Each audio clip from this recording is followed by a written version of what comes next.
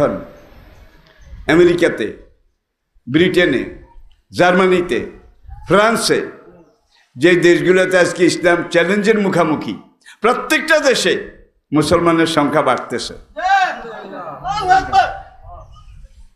কালকেও মরে যেতে পারি। মালহামা, নবীজি বলেছেন মালহামা, বিশ্বযুদ্ধ, এটা একেবারে সামনে, একেবারে সামনে। আর এই তৃতীয় বিশ্বযুদ্ধটা জেরুজালেম, ফিলিস্তিনকে নিয়ে শুরু হবে। সেখানে ঠিক সেই ব্যাকগ্রাউন্ড কিন্তু তৈরি হয়ে গেছে। জেরুজালেম, বাইতুল মাকদাস, সেখানে তৃতীয় বিশ্বযুদ্ধের আলামত, লক্ষণ, এগুলা সব তৈরি হয়ে গেছে। ইমাম মাহাদির সৈন্য তারা খোরাসান থেকে আসবে। খোরাসান, খোরাসান দেশটার কেন্দ্র কি চিনেন?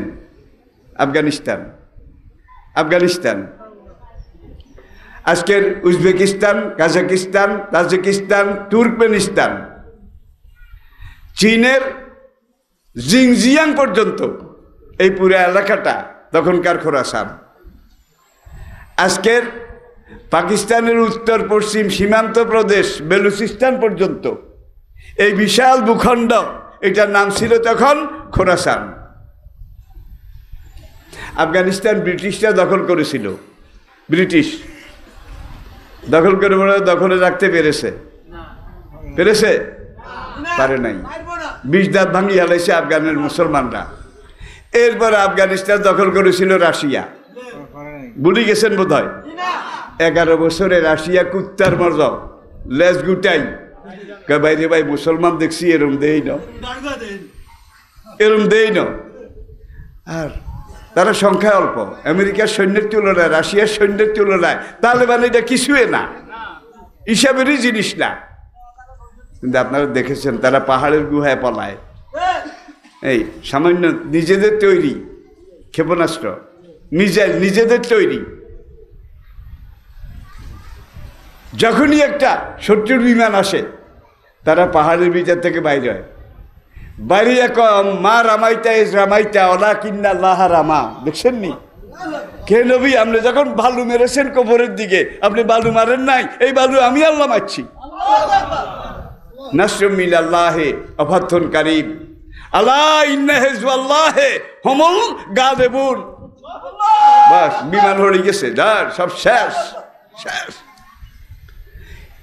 রাশিয়া যখন চলে গেল কুকুরের মতো লেজ গুটিয়ে, তখন আমেরিকা আফগানিস্তান দখল করলো। 19 বছর, 19 বছরের কিছু বেশি। এই রাশিয়ার মুসলমানরা আমেরিকার সাথে যুদ্ধ কি শুরু হয়েছে? শুরু হইতে হইতে 20 বছরের মাথা যায়। একদিন রাত 3টার সময় আমেরিকা না কই সোরের মতো আফগানিস্তান থেকে পলাইছে। ঠিক নেই? এরপরে ইরানের দিকে তাকান। আমেরিকা বর্তমানে একটা দেশকে ভয় করে, সেই দেশটার নাম ইরান। ঠিক নেই? ইসরায়েল বর্তমানে একটা দেশকে ভয় করে, সেই দেশটার নাম তুরস্ক। আল্লাহু আকবার।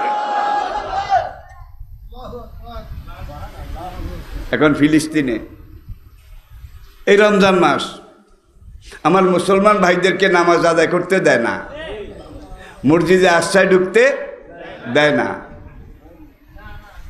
এই অবস্থাতে তারা রাস্তার উপরে নামাজ পড়তেছিল, সেখানেও গুলি করে আমার মুসলমান ভাইকে শহীদ করেছে।